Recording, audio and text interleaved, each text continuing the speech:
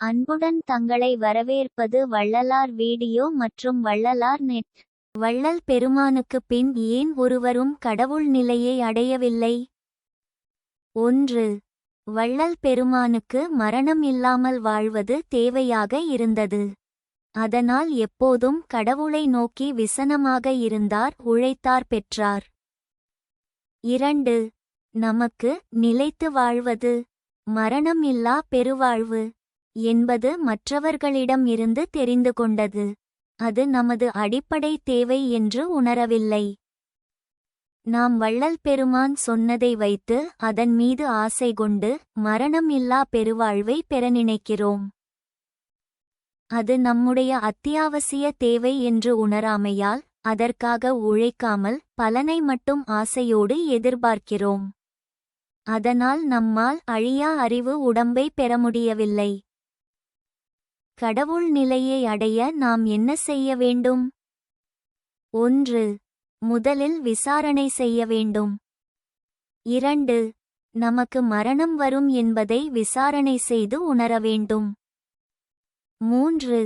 நாம் இப்படியே உழைக்காமல் அகவல் அருட்பா படித்துக்கொண்டு சோதி பார்த்து திருப்தி அடைந்தால் நிச்சயம் மரணம் வரும் என்பதை விசாரணையில் தெரிந்து கொள்ள வேண்டும். 4. உலகில் மரணமடையும் அனைவரையும் பார்க்கிறோம். நமக்கு இப்போது சாவு வராது என்று நினைத்து உண்மையை விசாரணை செய்யாமல் சோம்பேறியாய் இருக்கிறோம். 5. விசாரணை முடிவில் செத்துப் போய்விடுவோம் என்ற பயம் வரும். 6. பயம் வந்தால் அதிலிருந்து விடுபட வழி தேடுவோம். 7. விசாரணை செய்தால் உலகில் மரணம் இல்லா ஞான உடம்பை பெற்ற வள்ளல் பெருமானின் சாகா அறிவியல் நமக்கு வழிகாட்டும். அப்போது சாக நிலையை அடைதல் நமது அத்தியாவசிய தேவையாக இருக்கும். 8.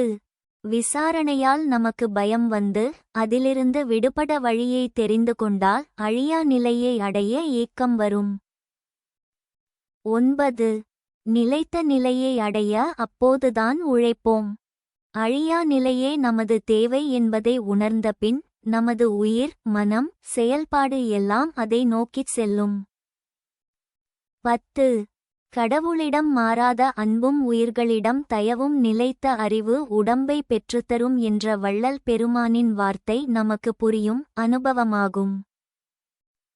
11. அப்போது 4 ஒழுக்கமும் கைகூட உண்மையிலே உழைப்போம்.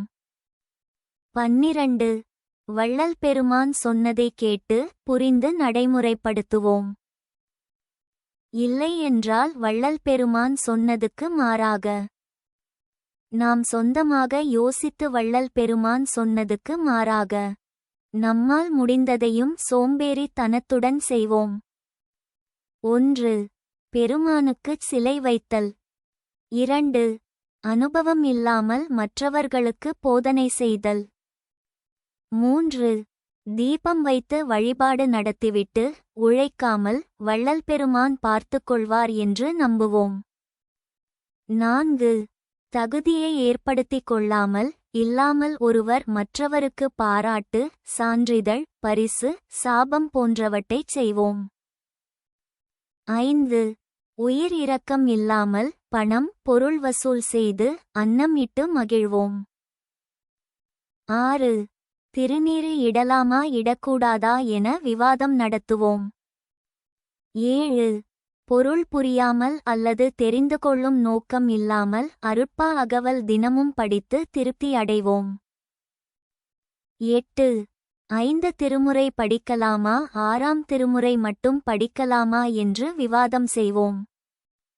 முதல் வகுப்பில் சேர்ந்துவிட்டு 10ஆம் வகுப்பு சான்றிதழ் கேட்பது போல் மரணம் இல்லா பெருவாழ்வு கேட்கிறோம்.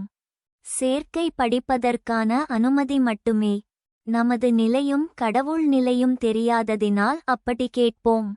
திருவடி நிலை படிக்கத் தெரிந்து கொள்ளலாம்.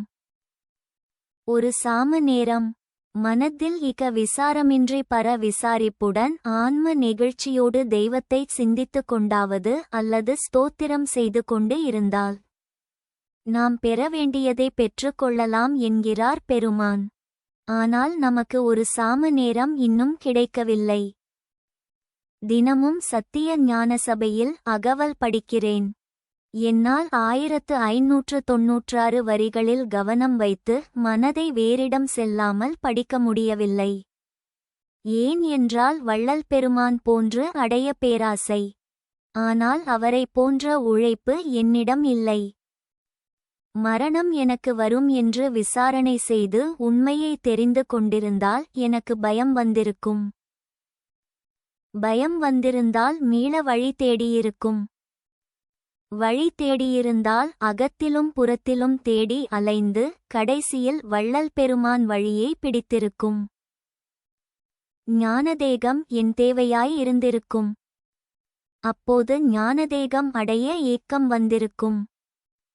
ஏக்கம் வந்திருந்தால் சுகமாக உண்டு உறங்க மனம் வந்திருக்காது.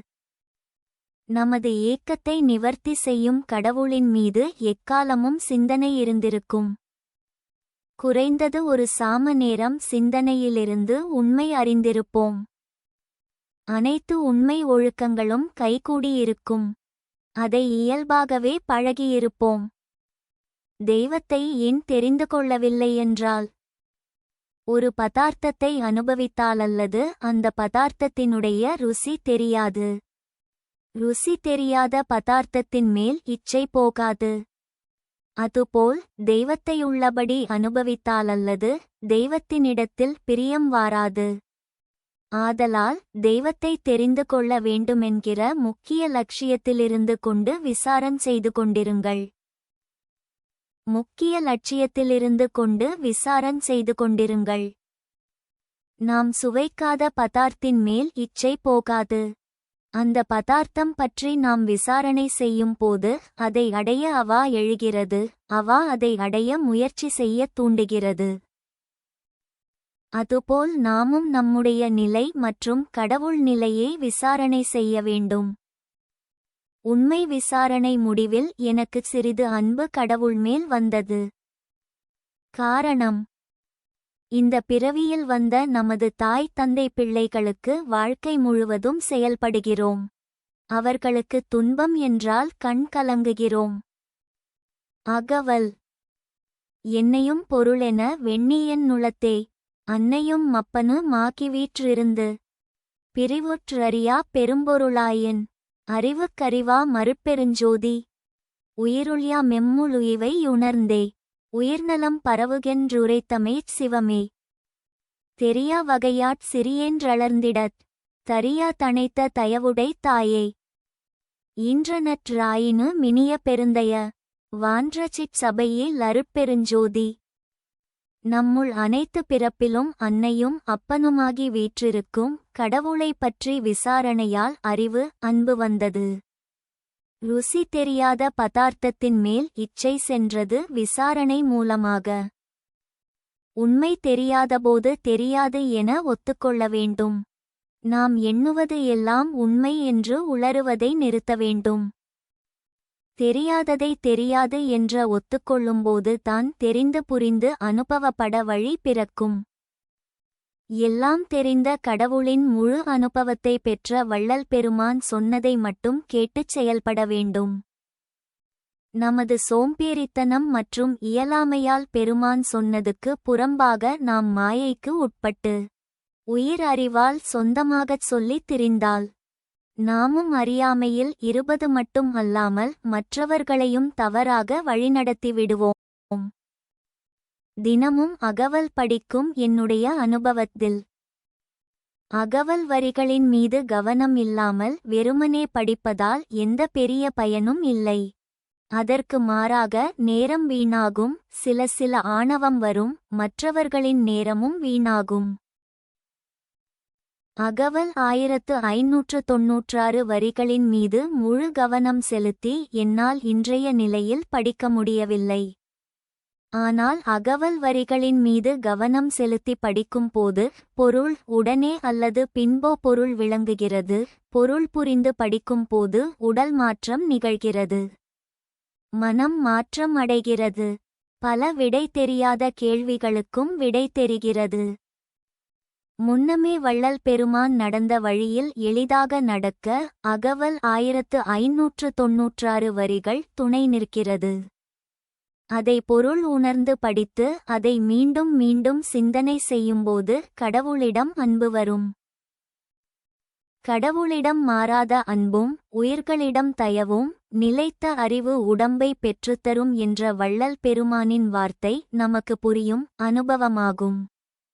மேற்கண்டவை பற்றி குற்றம் குறை இருப்பின் எனக்கு அறிவால் புரியவைக்கவும் வள்ளல் பெருமான் அகவல் மற்றும் பேருபதேசத்தில் இருந்து. இந்த காணொளி உங்களுக்கு பிடித்திருந்தால் லைக் செய்யுங்கள், சப்ஸ்கிரைப் செய்யுங்கள், ஷேர் செய்யுங்கள்.